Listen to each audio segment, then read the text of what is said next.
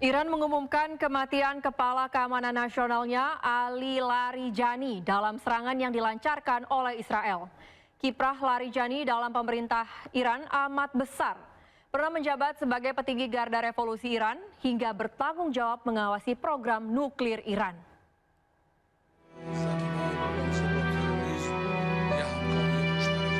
Ali Larijani merupakan sosok penting dalam peta politik dan keamanan Iran selama 4 dekade belakangan.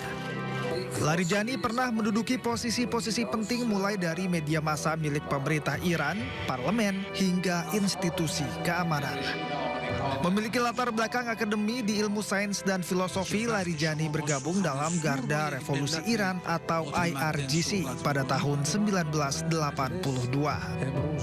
Lalu dirinya menjabat di berbagai petinggi di beberapa kementerian sebelum menduduki jabatan sebagai Kepala Staf Garda Revolusi mulai dari 1989 hingga 1992. Larijani lalu dipercaya untuk mengisi jabatan Sekretaris Dewan Keamanan Nasional tertinggi di mana dirinya bertanggung jawab untuk mengawasi beragam perjanjian dan produksi nuklir. Menghadapi serangan gabungan Amerika Serikat dan Israel, Larijani menyebut Presiden Donald Trump jatuh ke dalam perangkap Israel. Dalam serangan Israel semalam, suntuk Selasa waktu setempat, Larijani dinyatakan meninggal dunia bersama sejumlah rekannya. Militer Iran pun berjanji membalas kematian Larijani. Iran kembali meluncurkan gelombang serangan rudal ke sejumlah target yang terkait dengan Amerika Serikat dan Israel. Korps Garda Revolusi Iran meluncurkan gelombang serangan rudal ke-58 dalam operasi True Promise 4. Iran menyebut gelombang serangan ini menghantam bagian utara dan tengah serta wilayah pendudukan, termasuk Naharia, Beit Shemesh, Tel Aviv, dan Yerusalem. Tak hanya itu, rudal-rudal ini juga menargetkan pangkalan militer Amerika Serikat di sejumlah lokasi. Dalam serangan kali ini, Israel menggunakan rudal Khorram Sharq, Fat, dan Kiber Shikat. Rudal-rudal ini memiliki hulu ledak seberat 2 ton.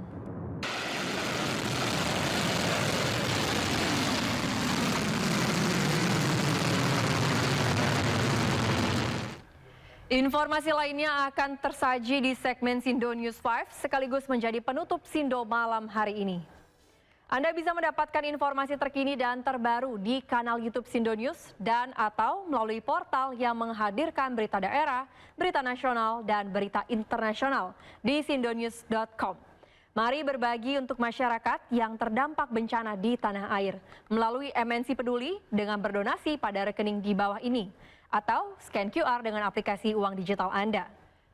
Saya Gracia Lapangaribuan beserta kerabat kerja undur diri. Selamat malam dan sampai jumpa.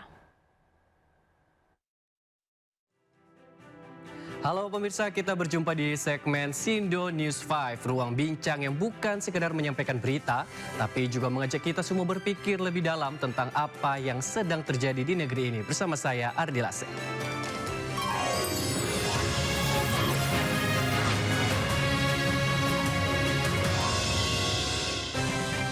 Pemirsa, ribuan kendaraan memadati Pelabuhan Bakauheni, Lampung. Lonjakan ini terjadi seiring dimulainya libur kerja yang dimanfaatkan masyarakat untuk mudik lebih awal.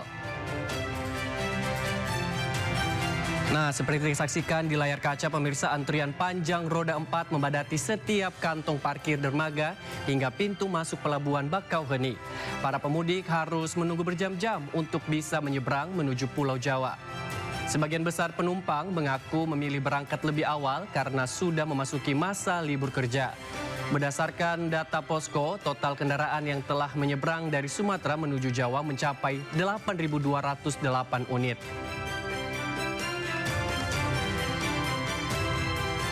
Sementara itu, pemirsa, kawasan pelabuhan ini juga dipadati oleh para pemudik yang akan menyeberang ke Pulau Sumatera sejak Selasa malam. Volume kendaraan yang terus meningkat membuat sejumlah kantong parkir di area dermaga, khususnya dermaga eksekutif, terpantau mulai terisi penuh.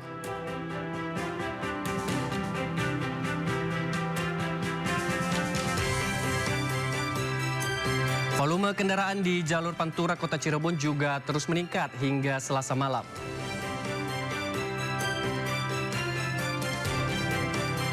Tercatat 262.000 kendaraan pemudik sudah melintas dari arah Jakarta ke arah Jawa. Sementara dari arah sebaliknya jumlah kendaraan melonjak tajam sejak diberlakukan one way di jalur tol dari kilometer 70 Cikampek sampai kilometer 263 Pejagan Pemalang.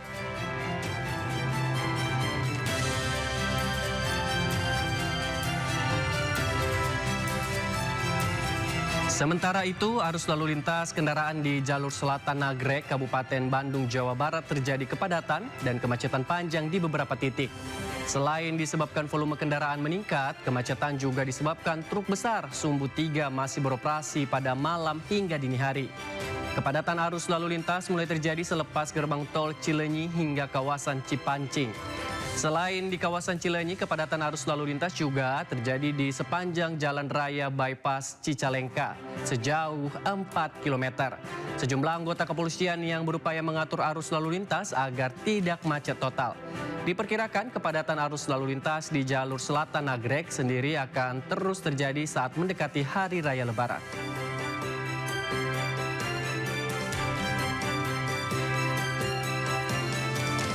Ke informasi lain, Komnas HAM membentuk tim khusus untuk memantau kasus kekerasan terhadap aktivis Kontras Andri Yunus.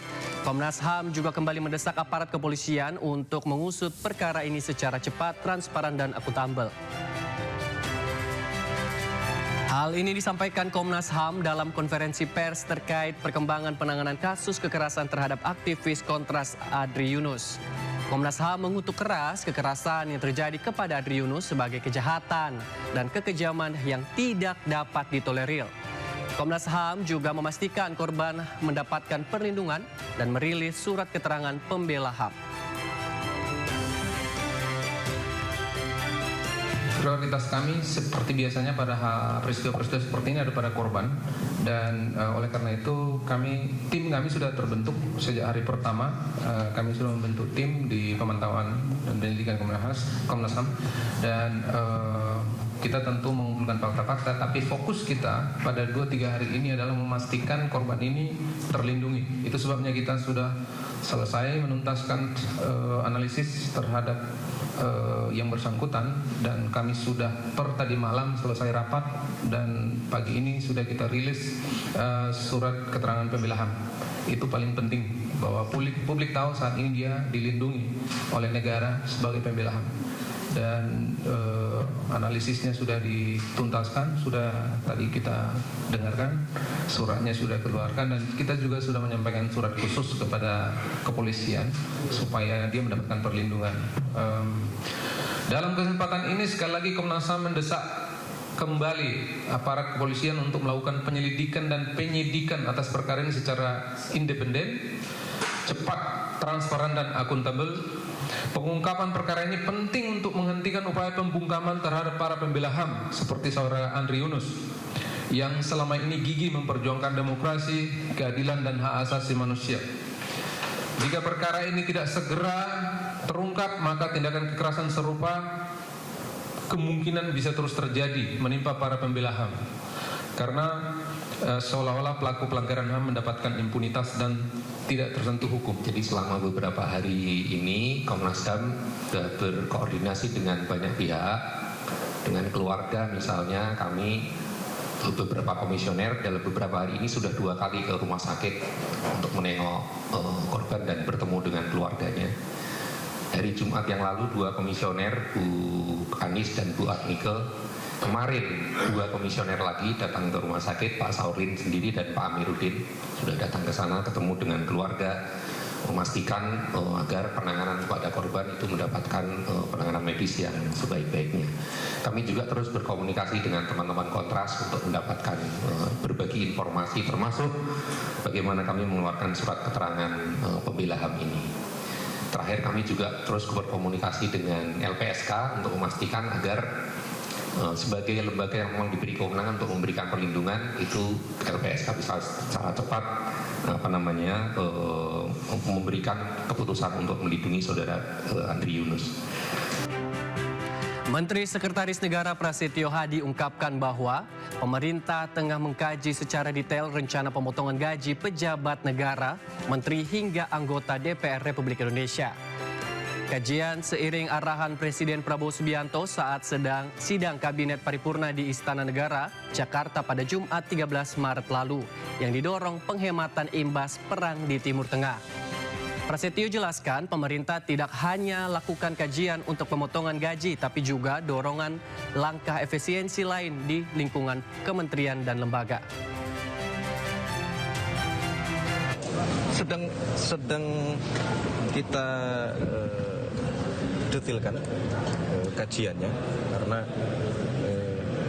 apapun yang terjadi, meskipun sesungguhnya dari sisi pasokan BBM kita tidak perlu khawatir karena itu stok aman. Yang kemudian disampaikan juga Menteri SDM, Dirut Pertamina, stok cadangan kita sekian hari itu bukan berarti setelah itu habis minyaknya. Itu kan mekanisme yang storage ya, penyimpanan yang begitu kosong tuh ya diisi lagi, begitu kosong diisi lagi gitu. Nah, namun tentunya kita harus menjadikan ini menjadi sebuah pelajaran untuk mengefisienkan diri kita, kan begitu. Sama dulu belum ada kejadian juga anggaran bagaimana kita mengefisienkan dalam tanda kutip. Nah sekarang mari kita maknai dari Bapak Presiden kemarin itu beliau sebagai kepala negara, kepala pemerintahan ya menghimbau kepada kita semua yang tentunya nanti dimulai dari unsur pemerintah, kementerian dan lembaga.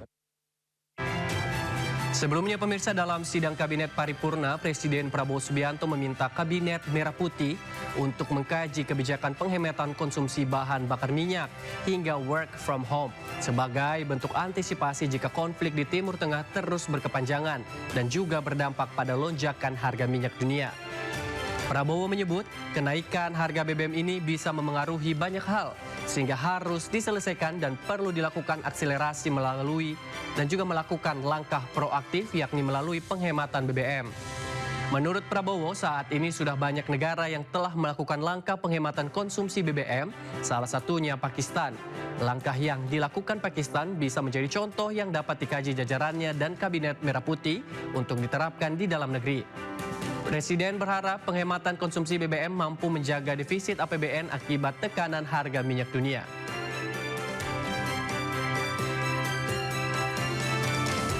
Juga sekarang harus melakukan langkah-langkah yang proaktif. Dalam arti kita harus melakukan penghematan konsumsi BBM. Ya, kita tidak bisa menganggap bahwa apapun terjadi kita aman, ya kita bersyukur kita aman, tapi kita tidak ada upaya untuk mengurangi konsumsi BBM kita. Maka ini langkah Pakistan ya. Ini hanya sebagai perbandingan. Jadi mereka menganggap ini sudah kritis, jadi dikatakan critical measures. Seolah bahwa ini bagi mereka seperti kita dulu waktu COVID. Mereka melaksanakan work from home, kerja dari rumah untuk semua kantor, pemerintah maupun swasta. Di balik setiap kebijakan ada konsekuensi dan di balik setiap headline ada harapan publik yang tak boleh diabaikan.